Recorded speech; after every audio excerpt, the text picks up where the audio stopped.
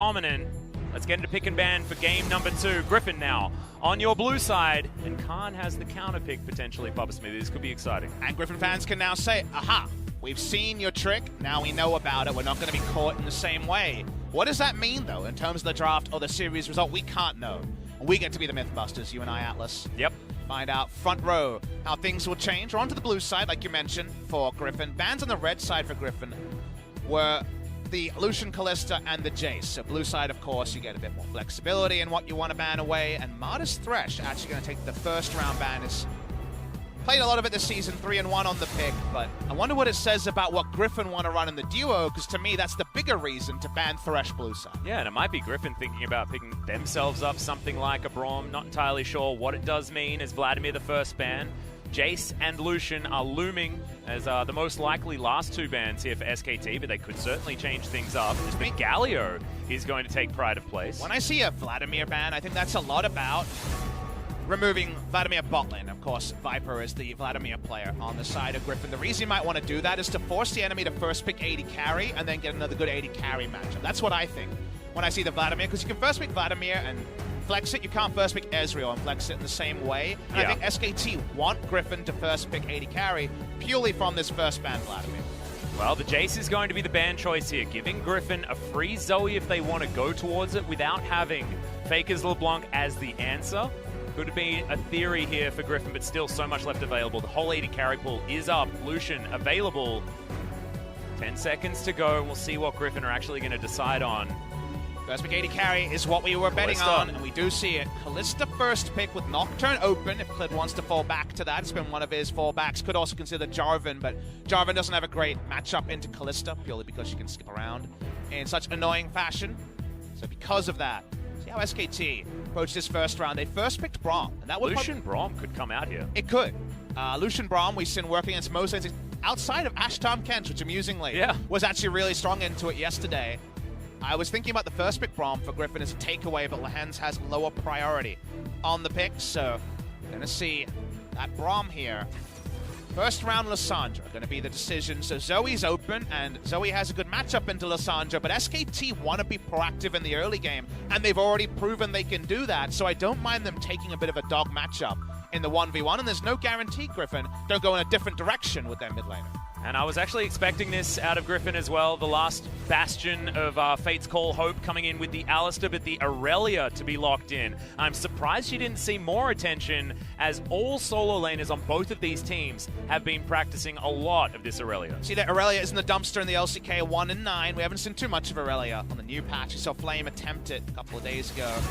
Takeaway I want to talk about with the Aurelia is that blind pick Aurelia is becoming a thing on 9.4 again, but mostly it's a top lane blind pick. It's been seen, Wunder, for example, and G2 loves to play that one. It's happened in Challengers. We'll see it more and more. I believe it was a blind pick in the LCK already. So we're thinking top lane, but it's also been a mid laner situation into things like Zoe. Lissandra matchup is a little bit more all around the place, but Chovy is an unbelievable team fight. Aurelia hasn't played it since Casper Cup, I believe. Maybe one game this season. Summon a cleanse. Could be anything. Could be an outside chance of that Aurelia. And the Lucian first round, I was talking to you about how I thought Lucian was lower priority as a ban. You noticed skipped over by Griffin. SKT will accept it. But with Ezreal open, Ezreal's going to go unpicked in this series. Yeah, not going to see any of it, as the Kalista was the priority here for Griffin. Remember, the 3 AD carries that we were talking about are the ones that were banned in game number 1. Jungle-wise, the easiest tool to deal with a Kalista is to squish her like a bug. Nocturne, very good at that. That's why the Nocturne had to be first round, or would be banned. They prize the Lucian over something like the preferential jungle matchup. Very interesting to see where Clid goes. Again, Jarvan Elise is what I think of. Elise probably is more threat onto Kalista, but you can't always think about it in a pure linear fashion. The Aatrox probably a jungle ban here, but also was played by Khan in game number 1. Yep. Means chances of Urgot are down, so we can maybe all breathe a sigh of relief there. Yeah, I'm still a little bit worried. I mean, it hasn't been banned just yet. It's Clid thinking about bringing back his Rek'Sai. He had a fantastic performance on it last time we saw him. And if that Q hits onto the Kalista, ain't no dodging. With all the hopping mad there. It's going to end up being the Jarvan after all. It's increasingly becoming higher priority. It's big in the LPL as a Cinderhawk jungler, since Cinderhawk and Warrior. In the LCK, Clid is also 5-0 on the champion. He's had a lot of great performances as far as getting around early is concerned. Nice thing about picking it here is it a top laner? Is a question that Griffin have to ponder. You take a ranged top laner, Jarvan can kind of grin and bear it in pretty reliable fashion. Griffin gonna blind pick Urgot again. And this is probably where a sinking feeling is coming into some Griffin fans. It's a big surprise to see them rate this pick as high as they are currently.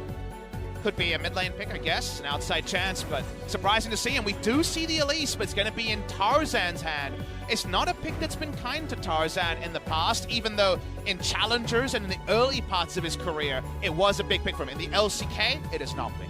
But still, this is going to give Griffin a lot more leverage in the earlier stages of the game. I mean, level 3, once that comes in, even level 2 for the Elise is going to be fun times for the Spider Lady. And 2v2. Oh, just do it, Khan. It's pretty reliable. This would be, with an uncertain matchup, but probably an Urgot. And we see it! Oh, let's go! Khan's bringing back the Riven. He's feeling the 9.4. And is it today versus yesterday in SKT versus Griffin? They feel like they're more willing to flex the new stuff.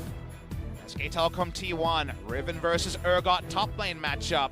Super hyped to see. Yep. Have to remember, Spear of Sojourn pretty damn good on the old Riven.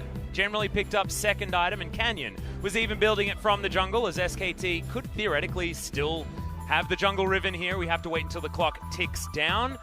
Griffin, a very different identity, though, from what their previous composition was. Based on how this game is going to play out in the earlier stages, a lot more reliance on Tarzan being very mobile, as it is confirmed Riven top. Really strong lanes to gank, though, on the side of SKT. Lucian Braum, Lissandra, even the top lane here of Riven can have on-demand CC and has a lot of gap close. So Jarvan could potentially get things going in a big way. Just like SKT have looked best when they've been playing recently, has been those early agency comps. But similar things could be said about the side of Griffin, just with a little bit less reliability outside of, say, Alistair when it comes to the availability of lanes. You see, could definitely see a flash buffer of the Despair on the side of Urgot, but it feels like SKT and Griffin are once again fighting on pretty equal footing when it comes to early identity. But I look at the comps and say, maybe SKT does it a little bit better. Yeah, exactly right. You can see we've seen all of these champions work so well on this current patch. Even the Riven in the hands of Khan, you have to cast your mind back to the Gen G series, but my goodness, I don't think he died in that game, and also team fought very well, getting the flanks that he needed to. See whether Griffin can get over the line. It's once again the Urgot pick. You'll have to make us a believer sword as we get into game number 2. Griffin versus SKT. Can Griffin fight back?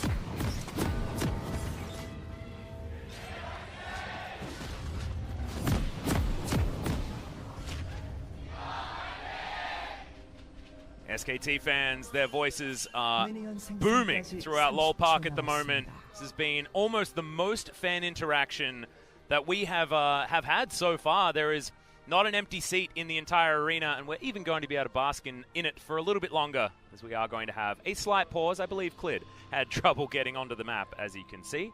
Unfortunate there. May need a partial reset. We'll get more information out to you as we know it.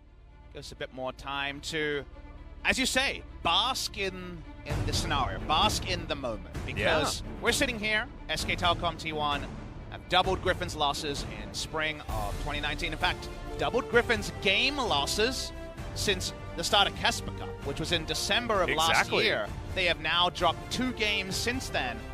And we look at the draft here and we like a lot about what SKT has. When we get back into game, I'll talk about why it feels once again similar identities, but I like SKT's side a little bit more.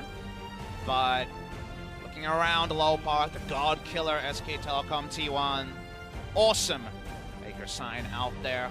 The fans are packed in. It was a hot ticket sold out in seconds, of course. SK Telecom T1 versus Griffin. Thank you for joining us around the world. Over 100,000 viewers also between Twitch and YouTube, as you would expect. For yeah, absolutely. This is a huge matchup. A match of the day, any day of the week. Exactly. Happy anniversary to Chovy there as well, as you can see. What's Bart Simpson saying? Says, Griffin, let's go, 11 win streak. Thank you, G-Sun, for the translation there. Yep, very cute. Also a very quick Bart drawing there. As a Tarzan fan, I want to be on air, SKT. Well, so far, I think that's even his seat number, I think there. Could be there, but another Korean Army person as well. Of course, people going out there. People love to come to LoL Park before they head out to their national service. People just hyped that list. How could you not be? the Game 1 result is the hype generator. It means people dare to dream, and people who have had nothing to worry about are sweating. And that is where action happens. That is the intersection that leads to maximum hype. So, well, based on the result of game number 1, there's no way that we lose. It's just not even going to happen, right? Skipped work in order to come to see SKT play is what these fan signs are saying, and you can completely understand why. We're very lucky we get to go to work and watch this particular game. Oh, her husband was staying at work. But the wife gets to watch the games. Well, she wins out tonight, for sure. Exactly. It's that the is hottest definite ticket. Husband points. It's the one people around the world will be watching this in bad time zones. People at work in Korea are going to be sneaking, saying, I wish my Friday was over. Why am I watching the game on my phone? A lot of people watch League of Legends on their phone in Korea. I know that's one of the big ways to actually take in the LCK. Well, we're going to zoom in. Break is over. The action is starting. Darn Shield, Riven top lane against the Urgot. Atlas, take us away. Yeah, and we've got an early ward being put down here by SKT. That was Calm that chucked his down. As Riven versus Urgot. Feels like a pretty good matchup for the Riven now that Urgot has been slammed with the ban hammer. We thought that it was a home run, that this Urgot was not going to poke his head back into the LCK, but Griffin have done it 100% of their games on this patch so far. And the longer you read the nerf on the shield, I think the more you should understand how big that single nerf was, alongside the Q mana cost nerf for a second patch in a row. I mean, after the cooldown nerf from the patch before as well. I mean, because it's the base shield is halved at level 1. You know, halved is obviously really bad, 60 to 30. But the health ratio is nerfed as well. So it starts worse and gets worse. So that's just worse. Yeah. So it means that shrugging off QW trades from a Riven and all the autos that you're going to work in there is just going to be worse. There's no way to play around that, right? That's just the reality of the nerf in that scenario. And speaking again about the comps, a lot of strong lanes for SKT to gank. And you could argue for Griffin to gank as well. But do notice that there's a single damage profile on the side of Griffin, and there's a mixed damage profile when they're solo laners. And that means that, yes, Elise will bring some magic damage, but there's just more for Sword to build than just purely armor. And if you see him stacking armor, Lissandra flexes like we saw in game number 1, and his life becomes that much more difficult. We also know how good Faker is on the pick as well, as Clid's come down to the bottom lane very early. A level 2 gank right now, as he's looking to get in onto Lehans. This could be an opportunity. Flash already blown. Clid very successful, very early. And it's the flash you want. You'd much rather Alistar's flash than Kallista's. Kallista's always annoying to hit. Now it's a melee champion, has to walk up for any lane presence, having no flash. So that's a return target for the next 5 minutes for SKT. Yeah, and also gives Teddy complete run of the lane for its almost entirety. That was definitely LPL Clid coming out there. Very standard MLXG path of red buff into bot lane gank. Yep. Comes through there. Only had 4 CS at the time. Early timer throws off the Griffin duo. An unsettling Lehens and Viper is what the TP Tristana and first pick Braum in game number 1 did. They've already got a similar advantage in game number 2. Yep, now Faker playing with priority here in this mid lane as well, as Jovi's just trying to auto-attack these minions to death, get himself a decent position in this lane, does clear things up. But doesn't it feel peculiar that on 9.4, Jovi's picking Irelia into Lissandra, and so it's playing Urgot? Both those picks are a little bit, like they had Zoe available, but they weren't confident in returning to that pick. They wanted to go for this Irelia, and it wasn't a blind pick for Sword. It ended up being a mid lane pick for Chovy, a matchup that, unlike Irelia versus Zoe, is a little bit more even because Aftershock and just the general slipperiness of Lissandra takes away solo kill potential. It is an outscale matchup in the side lane. Irelia can dunk on both these champions over time at certain breakpoints, but if Chovy gets set behind, that time never comes, then perhaps SKT will have all the aces up their sleeve. Well, I'm looking at where Tarzan is, and thankfully our observers are as well, as it looks like we're attempting a dive. Level 4 has been gained by the Spider Lady, as we're in a camp parity between the two junglers. Nice to see Tarzan on a champion that can hit the Rift Pre-6. He hasn't been tending towards those picks recently. At least does it worse at level 2, but just as good as Jarvan at level 3 onwards. Doesn't know this thwarted. Yep, Gank Sense is tingling here as it's a good unbreakable. Marta's going to mitigate a lot of this damage, but is it going to be enough? Flashes out of the way as now Teddy's looking to jump onto Viper. First Blood will go down as eventually Lehens gets it with the back end of the Ignite, and thankfully Repel exists Teddy gets cocooned. Oh my god, cool guys don't look at explosions, and it's Viper that grabs the kill. How do you get a 2 for 0 in that scenario, even with the repel? It's amazing that Griffin, with the extra turret damage and the ward actually getting full value, are able to come away with the 2 kills. They needed to fire a shot. They were just listening to SKT fire a shot in game number 1. It starts off all in onto Braum. They don't blow him up, and then when you see the turret damage onto Viper, you think this could be a fiesta from the side of Griffin. Yeah, absolutely. You can see Teddy trying to kite this one out, but the repel is used. Tarzan just out of range, and Viper's just able to get it, I believe, with a Rend set there. So the volatile Spiderling not even necessary. They had more damage than they needed. And this was when Lehens didn't have flash to reset aggro. So the fact that they could make that play happen after SKT got first advantage bot side rewrites what was looking like another SKT bot lane in bliss in the early game. Yeah, they are going to be able to reset here, and the CS department is not an issue, but Bilgewater Cutlass and only a double longsword in for Teddy. Item advantage for the Kalista, and we know that Viper has been spamming this champion in solo queue, and it's only going to get worse as we get deeper into the mid game, because that's where this 2-item spike for the Kalista is going to be so incredibly relevant. And for pro players as well, they're very proud, right? These are all some of the best players in the world at their position, and the reason why I mentioned that point is, you come away from game number 1, and yes, your coach is saying, don't worry, go back to the scrims, go back to the previous performance. Remember, you guys are undefeated. On the day, the players don't remember the history points. They don't remember it's their 300th game. They remember how game 1 went, and Griffin controlled nothing. They were dictated to for the first time through an entire game in 2019. So it means so much to their pride to actually find a hit that SKT wasn't able to shrug off in the early game. Yeah, now Chovy's actually getting a bit of a run of this lane. You can see the CS difference.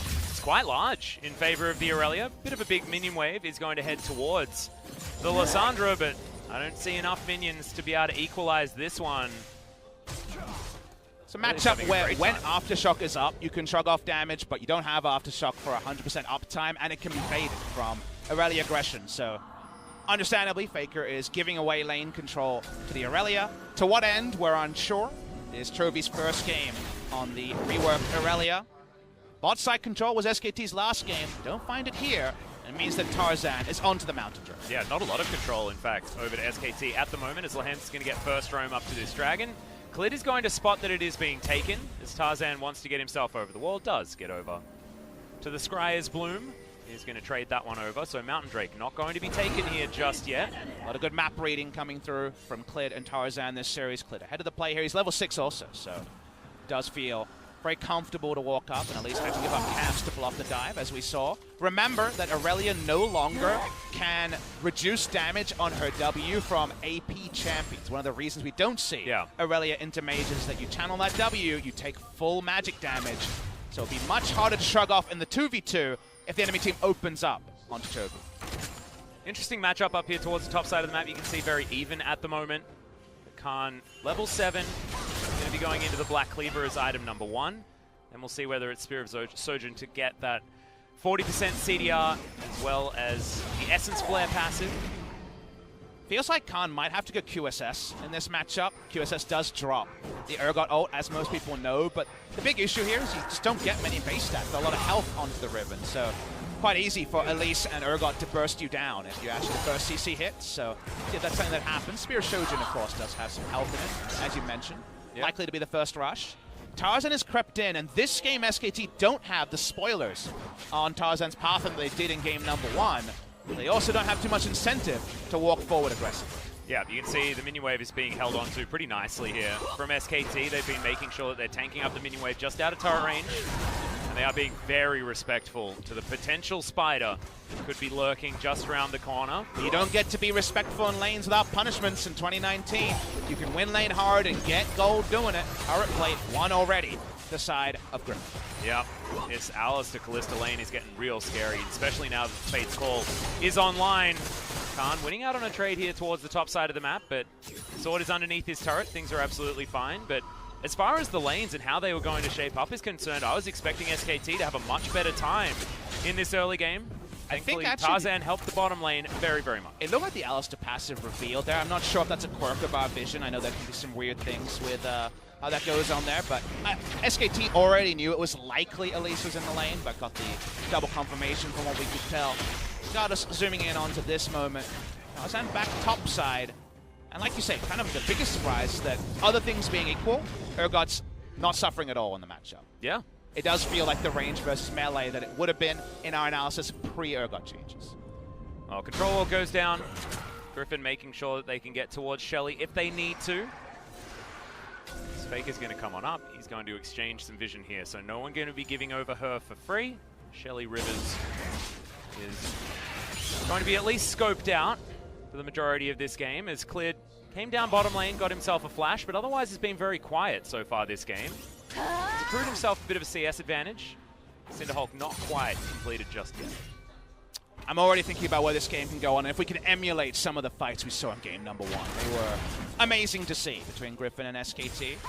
Definitely you can see Riven just accidentally killing Elise trying to get to somebody else, because of course Elise is always going to be eminently squishy in fights, but a lot of burst damage on both sides to respect.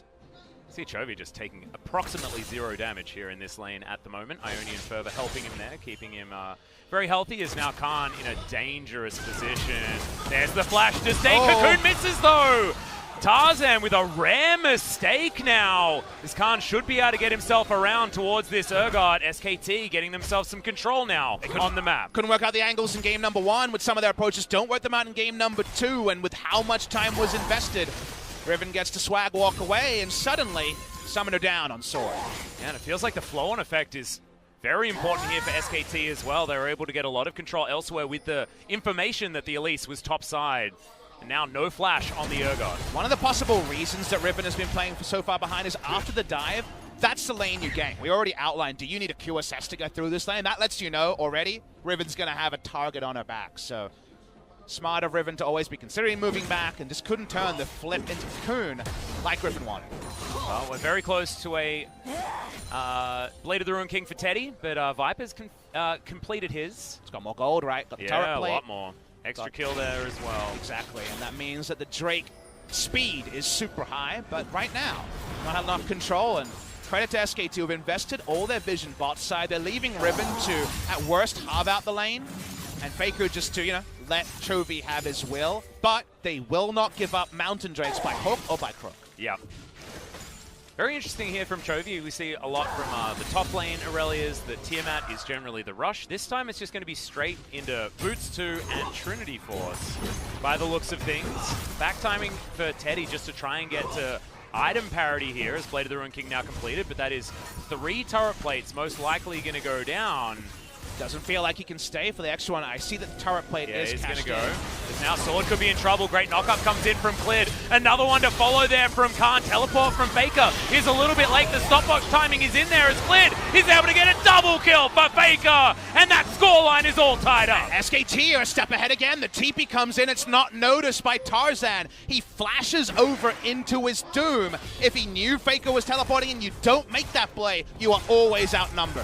And this just makes Chovy's life so much harder as Teddy on the bottom side of the map is looking for turret plates with 2 dead. This is actually a huge deal because now Lehens, is he going to be able to defend this? It looks like he is. So Shelly not going to get taken. It's just bottom lane that is going to benefit. And it vindicates Faker hanging back till he finds his moment because he gets to watch on as Chovy runs the lane and then reclaim the gold advantage or parity with 2 kills in the play. This is a really big mistake from Tarzan, who is always talked of. It's having that big brain and thinking on that next level. Watch the replay here. We see the play happening. The TP comes in. Can't be seen in Fog of War, of course, but Tarzan focuses on the moment. He doesn't feel like he can wait for the bounce over, so he flashes to get there faster into his instant doom from SKT. And also misses Faker looking extraordinarily calm. And that's what happens when you win game number 1, Atlas. You don't have to be shouting too much about this scenario. The flash to get to his doom faster. And like you say, Tarzan's Elise not finding any inroads. Something we criticized of his Elise pick in summer last year. So now, benefit over to Griffin on the bottom side of the map will still exist. More turret plates, more money, you can see more items. Coming in for Viper.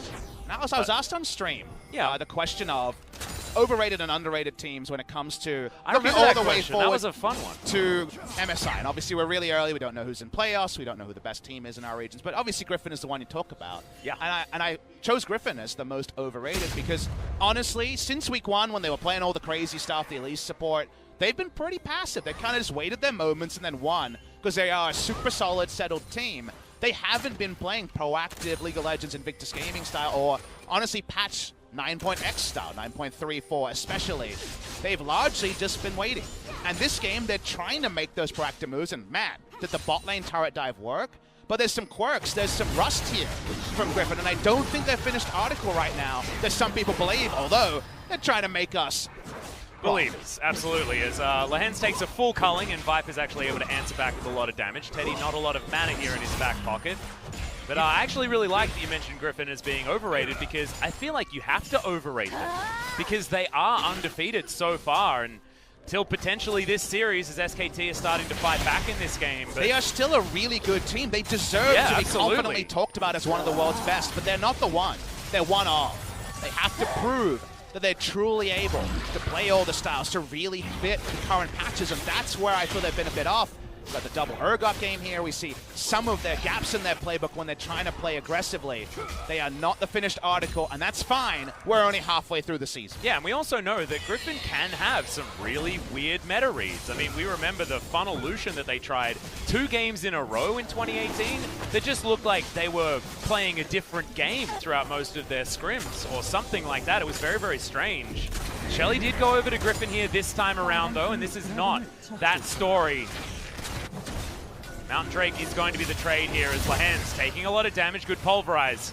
Gets a lot done, but you can see SKT, they just want to take down this turret to answer the top lane pressure that Griffin are putting down. Think of a different game, Atlas, where the 2 kills don't go the way of SKT and there wouldn't have been trades. There would have been just Griffin getting things. Yeah. Griffin is trying to recreate the game state when they got the double kill by playing active, and they will get this second turret. SKT's fighting back more than you might expect, and Faker's actually taking the claw. Yeah, he's actually going to throw down the ultimate there. Chovy misses his, but Sword should be able to walk out of this unless Khan can actually land something. Tarzan not a lot to offer back, but Q and Griffin are going to capitalize. Outer turret mid lane should be the prize, but they do back away very early as SKT rotated down. Curious decision to actually commit to the claw, because the moment you see that, you're like, okay, these 2 don't have the damage. Who's coming? It was only Jarvan. The rest of the team wasn't actually closing in from SKT, so they end up losing mid lane turret HP to a pretty critical value as well, when it didn't really seem like there were fangs behind what seemed like a toothless engage by Faker. Yeah. Faker actually down a lot as far as CS is concerned, close to 30. Who's spanking who here, Yeah, Atlas? Tarzan looking to come in. Winter's Bite going to tag up Lahens as once again Teddy, a lot of damage down. Ultimate has to be used very defensively from the Alistar, and this should open up this outer turret mid lane for SKT, especially with Clid coming in from the side. Are we feeling it, Clid? Yeah, can he get the Cataclysm underneath this turret is the question. SKT, another claw, not going to be taken this time. His Sword is going to face check, doesn't get knocked up by the flag and drag as Clid wants to try and challenge. Throws down the smite, but I think Viper managed to pick that one up with a rend. There's a chance of a next level there when we saw the Urgot Crab walking his way in, but not going to lead to anything. Teddy has some pressure and double control ward, if you don't mind, to push up in the mid lane. He will appreciate that to get him towards that 2-item spike. Speaking of 2-item spikes, Viper has had to hold off on his by going for a QSS early in the piece. Watching the vision toggle here, you can of course really see cute. the effects of the Rift Herald. And that's how SKT would have been aware that the play started. You can see no pings actually, so didn't spot. Shelly moving out, of course not going to be visible on the mini-map or anything like that. You'd have to be watching. Yeah, just showing about vision duty, because SKT were the ones that controlled the Rift Scuttle there. The fact that you can get around, and only if you mouse over and check for the effects do you get the spoiler that Elise is on. Yeah, exactly. So I think they could have potentially seen her for maybe a split second or something like that while she walked over that vision. You can't criticize not seeing fine. it, because you have to have your screen on an objective that you have no reason to know it started, especially when you have Rift Scuttle vision. Really, really nicely done here from Griffin, and that's what's going to give them that slight gold advantage, but 1,000 gold at 19 minutes, there is nothing in this one. It's already a very similar scenario to, I guess, what the early game of game number 1 was telling us, when we thought that Griffin should have just been able to handily 2-0 yet again. We weren't worried at all for Griffin until about this time. game number 1, but SKT coping nicely. See whether they're going to be able to get an advantage back here as we move into the mid-game. They do have an advantage, and I want to show you the mini-map here. The vision advantage here and the amount of control wards on the map is very one-sided to SKT. Like game number 1, they actually control the pace of the game better, and that's from, you know, a position where they're slightly behind, right? This feels like a 55-45 start towards Griffin. But SKT have been really on point with vision, and a lot of Ruby Crystals means it's not as much access to vision on the side of Griffin, and that means that for now, SKT are probably more comfortable and more breathing room than maybe they should be granted at 20 minutes. Well, in the inventory, you've only got 3 control wards for Griffin, whereas there's 7 in SKT's back pocket, and they already have so many more on the map still there, as Lehens is going to get rid of one of them, but we know how easily they're going to be replaced. As okay, Chovy going to jump onto Marta, but stand behind me. Going to get him out of there. Maybe panicked on that blast cone just a little bit, but otherwise is completely fine. A lot of posturing, though. It's a what does it mean thing, because we know he has no vision there, and there's not going to be solo kill potential onto a Braum with the speed required to make such a play with no vision. So it's a bit of growling, I would say, from Chovy. He wants to hit the side lane. He's got his items ready to go. He's going to start building towards the outscale. Usually Sterix is where you just run at Faker and wait to kill him after the aftershock wears off, is usually the approach you take on a very long lane. It's not the longest. The outer turret is still up, and desperately want 3 outer turrets down from a Griffin perspective. Well, Lehens, he's not going to have Aftershock either, as Unbreakable Will is available. Not going to get procced just yet, as Clid didn't want to flag and drag. They do get the Fate's Call out of Viper, though. Most interesting thing for me, he refused to use his ultimate. The only reason to do that is to fight for the Drake, to fight now. That is a big call, to hold on to your Alistar ultimate over your Kalista ultimate. But that is the decision they made. Are they going to back away as well? The answer is yes. So very surprising to see them hold on to that ult. Off the cooldowns, it feels like the more dispensable one. Exactly. So Dragon is going to go over for free to SKT. It is the Ocean Drake, so not exactly high priority. Feels like we lucked out on the Drakes in game number 1. Just one pesky cloud, otherwise everything else was mountains and infernals, but SKT still going to be happy with having the monopoly on the Drakes against a Kalista composition. And even more importantly, consider the game in which they have a monopoly on the Drakes, the game where they were double killed under turret with a flawless turret dodge. This was the game that should have mirrored game number 1, with Griffin getting a Drake lead. Griffin haven't gotten that for an assassination. Yeah, that Cocoon is going to land that this time, as Faker's just going to get taken out. The CC bar too long, and now teleport can't be cancelled anymore. Khan has to get the hell out of here. Does get the stun in. The flash has to be used as SKT are the first ones on the rotation. Control ward goes down. Cleared backs away as Lehens was there to answer the call. Seems when the Cocoon hits, the kill can be swift, Atlas. That was really fast onto Faker. They will be going on Lissandra hunting season to get Chovy side lane leads. That's my prediction. Now the game Griffin wants to plays out.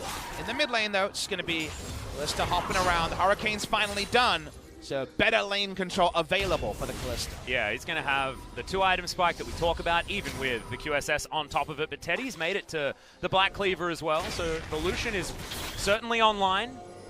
That play onto Faker was certainly a fantastic one for Griffin, because now they've managed to get so much control here on this topside jungle, and Baron is a real threat. 2 items now on the Kalista. I mean, you've got a lot of tank ability with Spiderlings available for Tarzan as well, and a decent amount of damage to come out, as Tarzan is going to do it again. Oh, Faker. That's what happens when Elise starts it. You die fast. We said it about Riven. Saying the same about Faker. Nothing he can do here. Now, Baron threat from a Kalista and Elise. Their Baron speed is huge, although there's a solo kill to reference. Yeah, solo kill is going to go down for Khan on the bottom side of the map, and Griffin are going to back away from the Baron. That was pivotal, because Sword had teleport advantage, and that was why they thought they could go for that Baron play. They actually get their pants pulled down there, because they were ready to commit to it, like you say, with the TP advantage, and then it's forfeit in an instant. When the solo kill comes in, that was at this item breakpoint. The Death Stance, the Black Cleaver, all of the cooldown reduction, and clearly the solo kill potential. More armor will be stacked, but you need to find a way to live longer, as we just didn't see how even the man fight started. Yeah, exactly. So 1-0-2 now for the Riven. Very scary for Sword, who wants 3 items to be picked up, and I guess when you get a Gargoyle Stoneplate, you'll have a better time, but not necessarily in the 1v1. Riven's still just going to have so much consistent damage against the Urgot. It was the reason the King Zone was favored against Griffin many times was what about Khan versus Sword? Remember, that's what they would always talk about. Yeah. But Sword has always performed against his real-life friend in Khan and beaten him in lane again and again. I'll go back and look over these pretty fast kills. Tarzan duking around Vision again. Look at that. This is another Metal Gear Solid moment. Yeah. Where Faker says, surely he's not there. Picks it up, misses a couple of cocoons in the early game, but hits the two that matter here. But thank you to the observers. We learn how this happens. Actually comes over with the third Q with the cooldown reduction. He's going to have the next one available. Sword tries running away. He never invests his flash. Watch the wind slash. It's not actually to execute, but by this point, Sword, who had swapped over to Ghost, knows he has nowhere to go. Yeah, that was actually Khan playing almost perfect Riven. Right there, nothing that Sword could really do apart from try and get that flash over the wall, but Riven can follow you. Griffin still going to have control here around this Baron area, and if you have a look at the gold, still 2,000 in the lead. SKT, if it does come to any sort of siege scenario or a position where they have a man advantage, the Mountain Drake will help them, but in a team fight, something like that, both Ocean and Mountain aren't going to mean too much. So this extra money on the Griffin side is going to be important. And you can see it has transferred into items. BF Sword now augmenting Viper's build. You've got 2 items now complete for Chovy's, just looking for that Guardian Angel. Now Teddy wants to take down this red buff, does do so as Griffin aren't able to close in. But the advantage is split Atlas. Another cocoon, Clit in trouble. Does use the stopwatch in time now as Teddy. Free hitting on the backside. Clit is going to flash out, but now Vanguard's Edge does come in. Martyr's going to flash as Faker gets on out. This is really good disengage play as Khan has made it to the fight, and Lahen's very, very low. It's really important to remember that all of SKT's advantages are around Khan. The 4 members of Griffin are stronger than the 4 members of SKT at this present point, and yet there's no kill. They're not able to turn it into anything. Point I wanted to get to is around Khan. SKT have a lot of priority, and around the Aurelia. The reverse is true for Griffin, and in that split scenario, Griffin don't get an advantage that seemed ready, and now Khan wants a cow. Yeah. Oh, he's actually not going to go towards it as they're looking for a flanking play. He has not been spotted, and Drake is live. Seems like the team fight is where SKT feel like they can find their advantage. And you can see Khan just wanting to walk around Vision, but is it actually going to be too late? A very deep teleport comes in from Faker as Griffin have an idea that they're being routed. That's the disdain to come in. The Claw is very, very late as Marta is tanking up most of it. Double stun comes in the back line for the Riven, but has he bitten off too much as the Urgot gets the first kill? But Faker, so much damage in the backline, and Khan is able to keep himself alive for so long. Even Faker goes into his stopwatch. Khan gets one. It's onto the Spider as Lysandra does go down. Valor, will it be available? Yes, it will, as Khan's taking them on a merry ride in their own jungle. Do they chase the Riven, or do they try and deny this outer turret going down in the mid lane? As Khan's just taking them all over this map. Because he's stopping them getting Baron. He wants to delay what he feels like is a pretty inevitable death, and he might escape. Yeah, he doesn't even hit Lahen's. He has to invest his flash. The headbutt's now on cooldown. Stun does come in with the trample, but Viper isn't actually going to get there in time. Khan's just too fast. And they're actually on the Mountain Drake at the same time. Now, Chovy is a raid boss. They need to really consider their options here. Sword does not have smite. And this is what happens when Khan levels up his play. I guess he just changes how SKT are able to play. I feel like in the last series that we saw between these two teams in the first round robin, it would have been a very different story. Instead, they partially lose a fight and then things are a problem. This was a fight that was even better than any words could do justice. They see 3 members, they go and say, okay, we're being flanked, let's kill 1. Consider how close some of the deaths are here, because if there's 2 at the start, it's over. Max range cocoon hits, but watch the immune on the flawless timepieces here. Khan and Tarzan, both immune, fatal damage, and we know that Khan lives through this. The Death Stand stops it, he gets the heal from the Triumph, and they leads them under a merry chase. The Viper's flash, Lahen's flash, and the better part of a minute and a half buys SKT. Khan living and a Mountain Drake. They get so much, and it's all through Khan. Yep, absolutely everything, and now he's got a GA on top of that, so it's going to be even more difficult to kill him. 30 CS advantage against this nerfed Urgot, and Khan's found him one more time. Good knock-up comes in, but looks like Khan is just interested in shoving this wave forward, not biting off more than he can chew, and that's the kind of Khan that we feel really good watching. It's why I thought he would play more Riven after his first game last year where he got a pentakill against GP, back in the GP blind pick meta.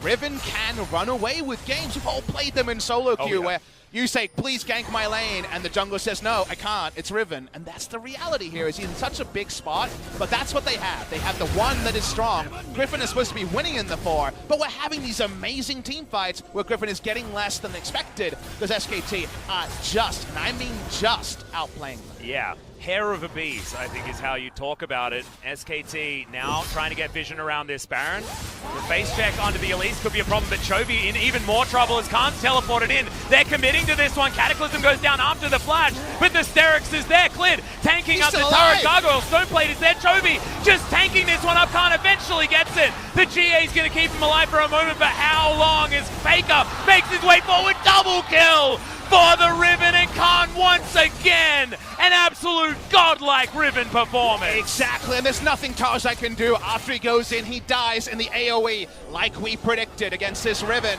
That means SKT turn on Baron. What can Griffin do? They have no smite. Do they have no chance? They've got no smite, no teleport in order to get Sword, to pick up a smite, nothing like that.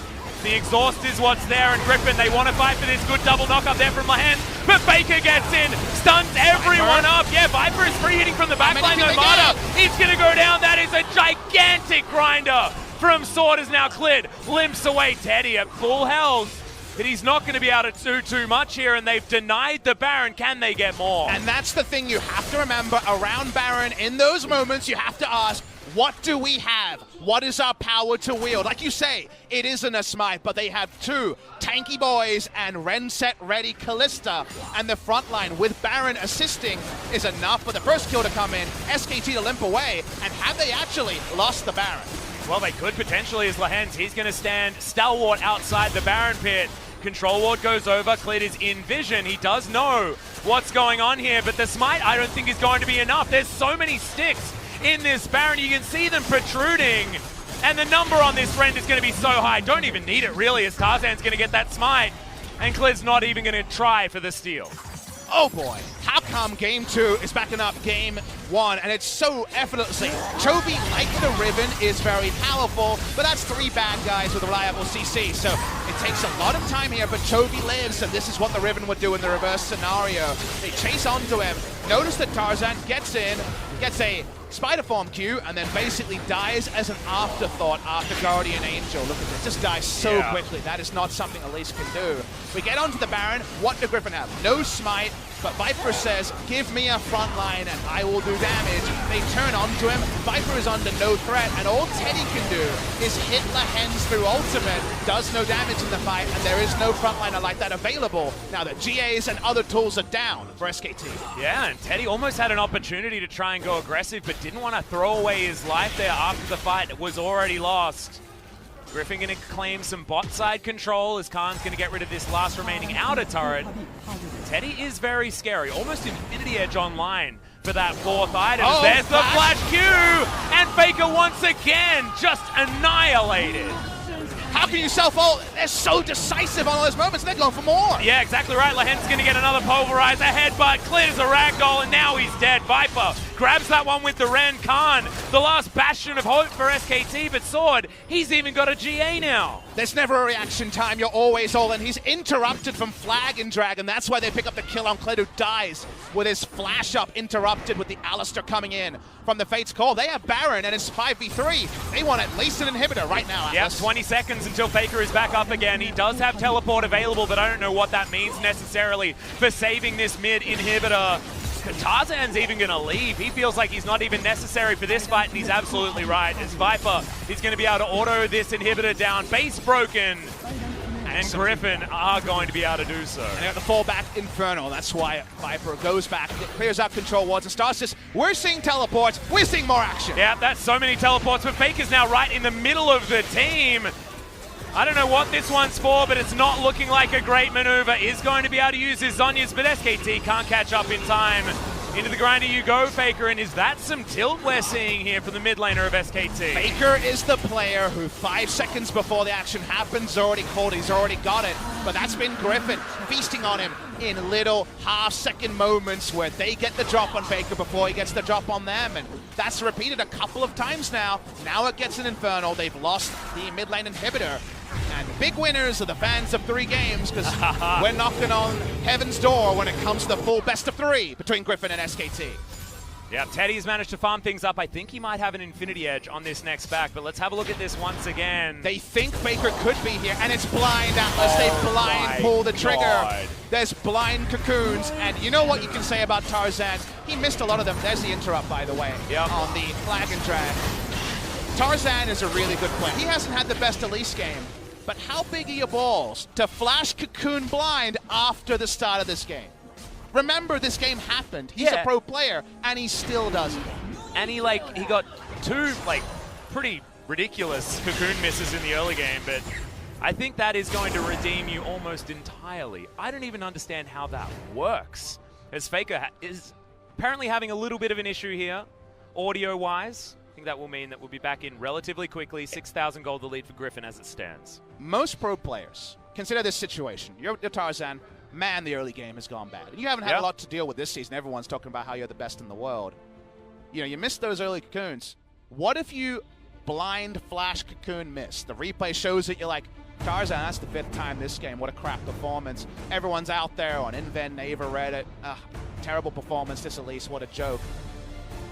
You just don't do it, right? Every player goes into risk minimization, self-preservation, and says, actually, I'll be carried. My teams are already doing pretty well. I don't need to be a match winner. It's the balls to flash cocoon blind there in a scenario where you take what is kind of a 65 game and suddenly, instantly, it's a 75% game. And that's what separates good players, maybe even great players, from some of the greatest. It has not been a great game. We won't rewrite history. But just the decision to put yourself out there and stand to be accountable is what greatness is all about. Yeah, absolutely unbelievable. And remember, he has Lehens on his team. The Flash Cocoon extraordinaire, whether he misses or not.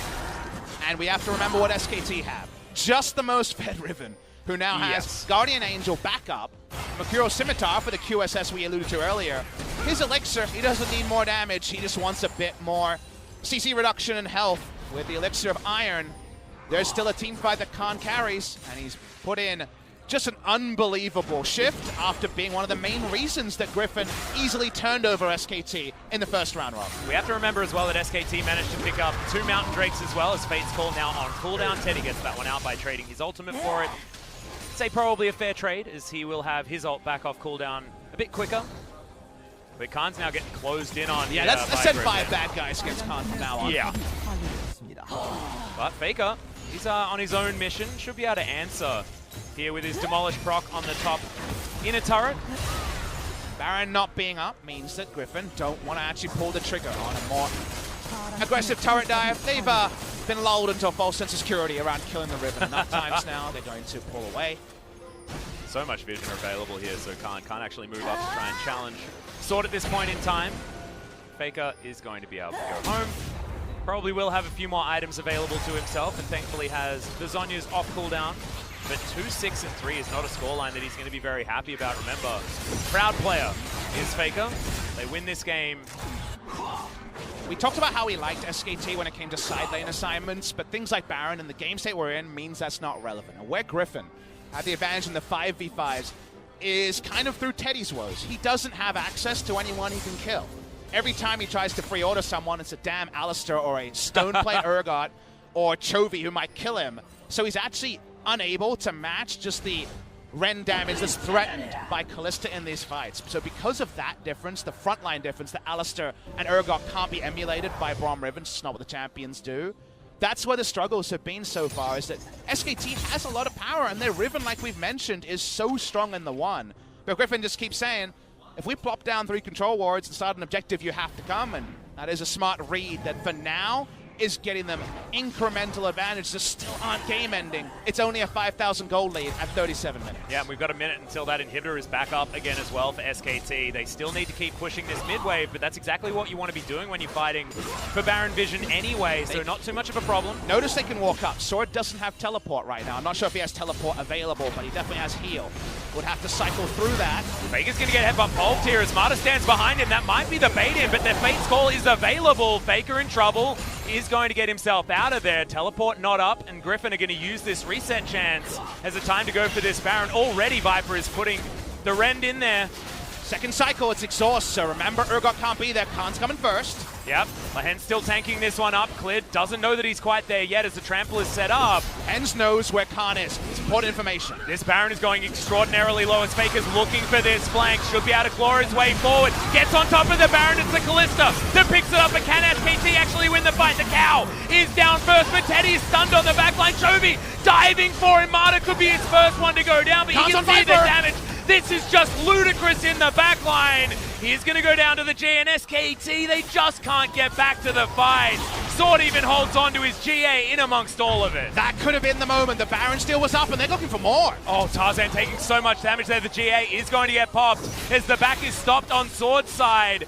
Griffin still trying to do more. They know that Urgot is dead. But look at this. The inhibitor has just respawned and it should get taken down. And look at the minion wave on the top side. Tarzan has to face it. This was guerrilla warfare. He'll die instantly. Oh my goodness. He's able to get himself out How of the much way. they That do? Can means they the end the back is game? going to get stopped. This is actually ludicrous. Okay. The cocoon is going to land and the back is going to get continued here by the Lucian. He gets in there and now Tarzan, perfect timing, going to jump on 2v1. top of Marta. Teddy, can you actually do it? Can you save this game? And 2v2. I don't know whether you actually can. Clit is going to get back up again. Viper dancing around, and Griffin have tied up the series. But man, was it close, Atlas. We see the moment where it ends. The crowd is dumbfounded. But we're getting the entire best of 3, and already you're thinking, wouldn't this be